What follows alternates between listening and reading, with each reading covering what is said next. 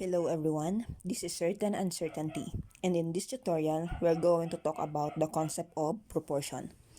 For more upcoming tutorials, please subscribe to my channel and please click the notification bell to receive updates. Okay, let's start.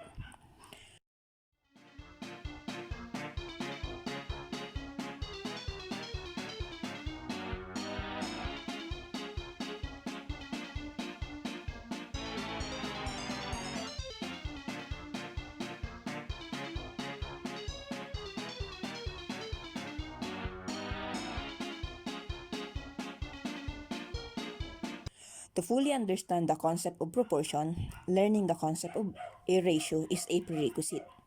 So if you don't have background in ratio, you can refer to my first tutorial content. The link is provided in the description below. Okay, let us first define proportion. Proportion is an equation which defines the two given ratios are equivalent to each other.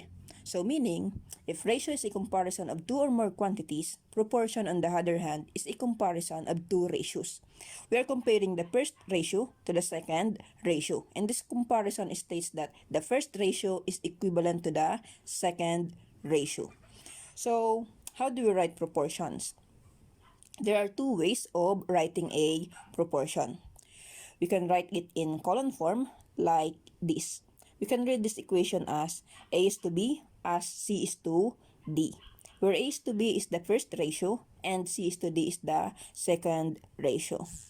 We can also write it in fraction form. A over B is equal to C over D. Again, A over B is the first ratio and C over D is the second ratio. And there are two important terms that you must remember when you are dealing with proportions.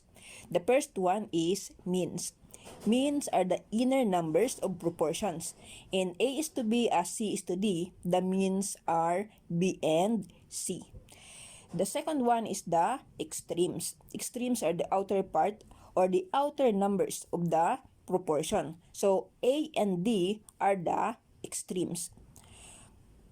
How can we identify if two given ratios is a proportion or not? So to check if two ratios is a proportion or not, write it first in a proportion form.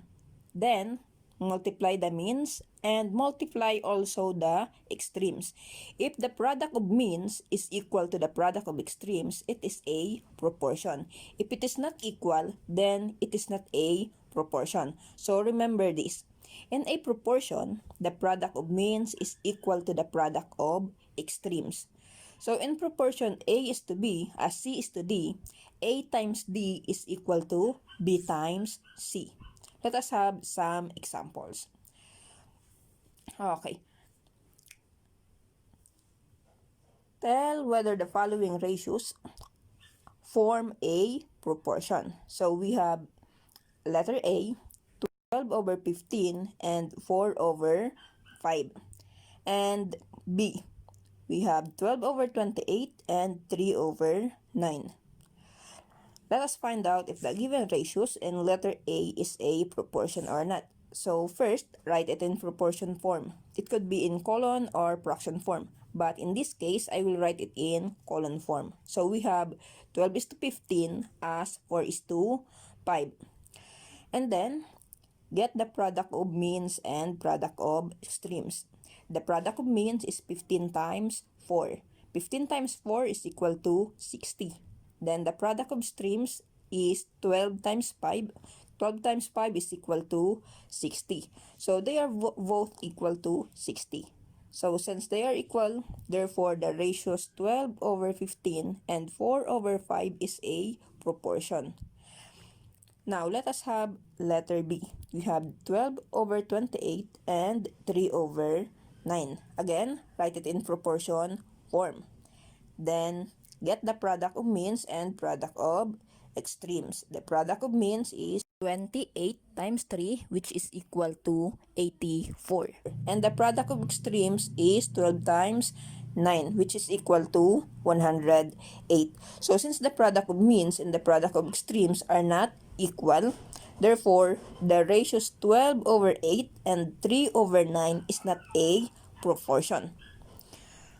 How about proportions with missing term? How can we find the missing term in a given proportion? So let us have this example.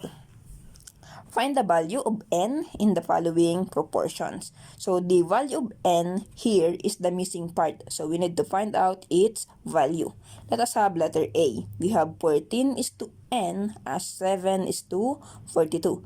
So since this is a proportion, we know that the product of its means are equal to the product of its extremes. So let us get the products. The product of means is 7 times n, and it is equal to the product of extremes, which is 14 times 42. 7 times n is 7n. 14 times 42 is 588. So therefore, we have 7n is equal to 588. To find the value of n, divide both sides of the equation by 7. So we have 7n divided by 7 is equal to 588 divided by 7.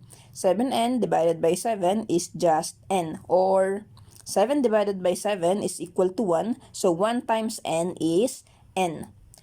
588 divided by 7 is 84. So we have n is equal to 84. So the value of n is 84. Therefore, the proportion is 14 is to 84 as 7 is to 42.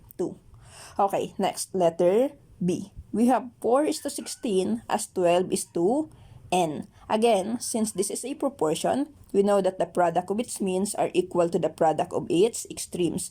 So, let us get the products. The products of means is 16 times 12, and it is equal to the product of extremes, which is 4 times n.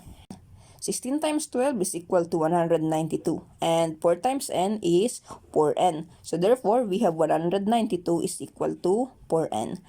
To find the value of n, divide both sides of the equation by 4. So we have 192 divided by 4 is equal to 4n divided by 4.